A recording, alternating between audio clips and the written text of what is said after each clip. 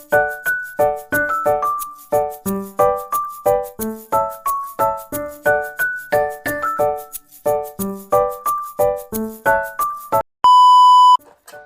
mga sis, good evening. Today's vlog, mag-unboxing tayo nung binili kong Osmo Pocket 3. Hindi ko siya nadala sa Italy kasi bumili ako ngayon, tapos kinabukasan naalis na kami. So, nag-decide ako na hindi ko na siya dadalhin kasi hindi pa ako marunong gumamit, and then hindi pa ako nakabili ng SD card. Ito, kakabili lang ngayon. So, ipapakita ko muna siya sa inyo. Kasi, kailangan ko siyang pag-aralan ngayon. Kasi, gagamitin ko siya for the wedding tomorrow. Kasal na ni Jennifer tomorrow. So, samahan nyo ako. Wala nang voice over ngayon. On the spot na tayo. Wala nang ayos-ayos din. Pasensya na kayo. Actually, nabuksan ko na to. Tinignan ko lang siya. And then, gusto ko ring i-share sa inyo. Kaya, ito meron silang free. Ito, free niya to. Tignan natin. Ito muna una nating buksan. May tatak siya na lower fro. Binili ko pala to sa mismong outlet ng, outlet ba? Hindi, talagang siya, brand siya ng DJI o DG1. Ang bili ko dito, ang price niya kasi talaga is 679 euro. Mamaya sabihin ko dyan sa kung magkano siya sa pesos. Wala akong pang dito, nandyan yung cellphone ko. Basta 679 euro ang niya, complete package na siya. Andito na lahat. Pero pwede mong bilhin ng bukod yung ito lang. Nasa 500 something. Mas maganda na yung bilhin mo na siya ng kasama na yung package para hindi ka na mahirapang bumili kung saan bibilihin, di ba? So, ang bili ko dito, naka-discount ako, 611 euro na lang. On the spot na tong vlog natin ngayon mga sisa. Wala kasi akong time na para mag-edit ng voice over ngayon. Kaya, alam niyo naman, kakagaling ko lang namin ng trip galing Italy. So, busy talaga. Tapos bukas wedding na. So, yung vlog namin sa Italy, baka next week ko pa ma-upload. Pero, itatry ko siyang ma-upload para updated kayo. Unahin muna natin to kasi magagamit ko na siya bukas, hindi ko pa siya na-unbox. Wait lang, ipakita ko sa inyo ng tutok. Mga sis, hindi kasama tong SD card ha. Bukod ko tong binili. Na natin siya. So excited. Ito siya sa loob. So unahin natin tong nasa box.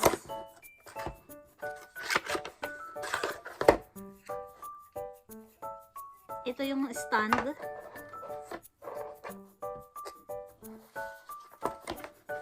And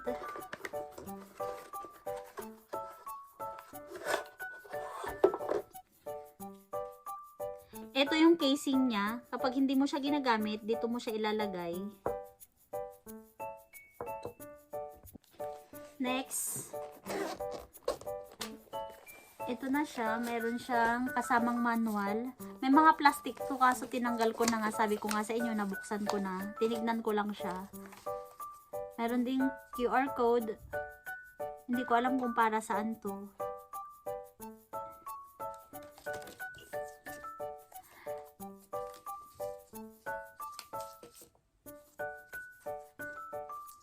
And then, I think ito is sticker.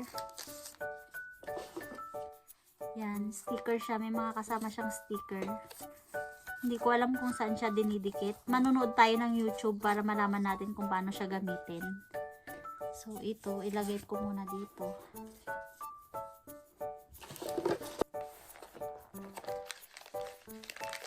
Unahin natin yung accessories.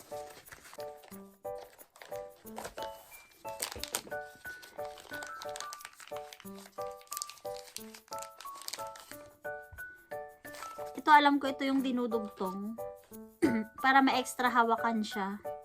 Yan siya. Mamaya itatry natin yan.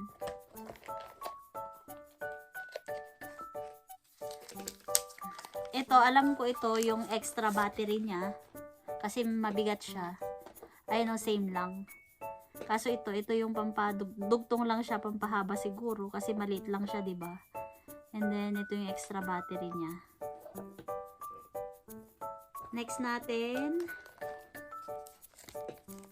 ito naman.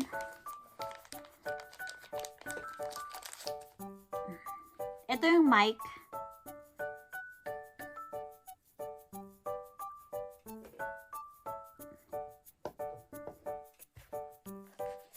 Hindi ko pa alam gamitin to mga sisa. Ito may kasama siyang keychain. Hindi ko alam kung paano to ilagay. I think dito siya nilalagay. Ayun, dito siya. Ayan siya. Mic. And then next, syempre may kasama siyang charger. Type C ang charger niya. Ayan. So, ihadera natin dito para nakita nyo yung mga ano. And then next natin is yung mismong camera. So, ito na siya mga sis. Wow! Ito yung lagayan ng SD card. Try natin tong isa. Kung anong itsura niya pag ito yung nilagay natin. Parang ito, pipindutin para mailagay siya. Oh, hindi pantay. Actually, nanood na ako sa YouTube kung paano to ikabit. Pero mabilisan lang.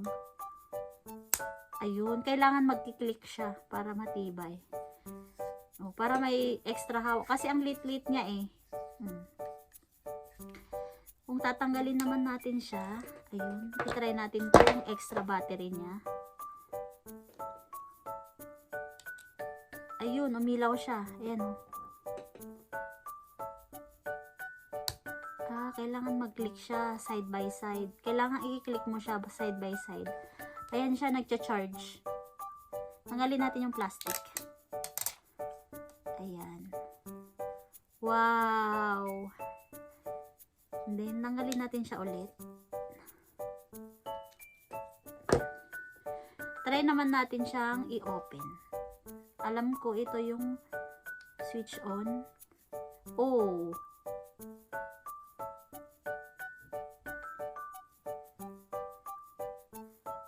Sobrang ganda. I-try natin tong ano niya. So hindi natin magagamit tong, wait lang, i-layo natin. Tong stand niya pag wala to. Ito pala yung purpose nito. So try natin. Kailangan magkiklik siya. Dahan-dahan lang, baka masira. Ayan.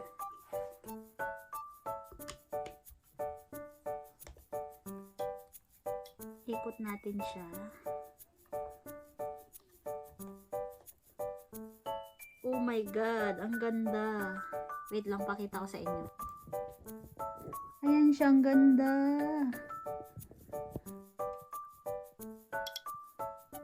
Select natin English.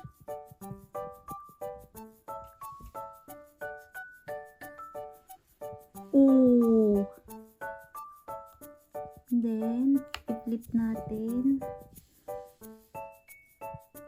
Camera. Oh, yan. Ang ganda niya. Tingnan nyo. Ang linaw ng camera niya. Oh my gosh. I love it.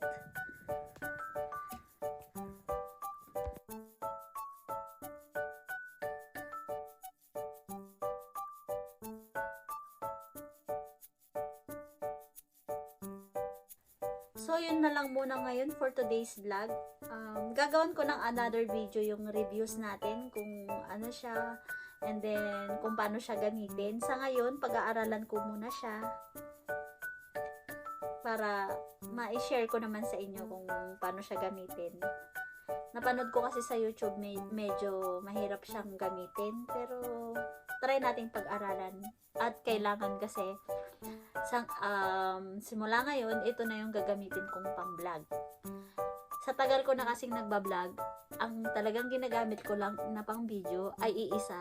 Yung cellphone ko, iPhone 11. So, ngayon nag-level up na tayo, kaya asahan nyo magiging quality na yung mga videos natin. Kaya, sana, huwag kayong magsawang sumuporta at manood ng mga vlogs ko. Thank you for watching! Bye!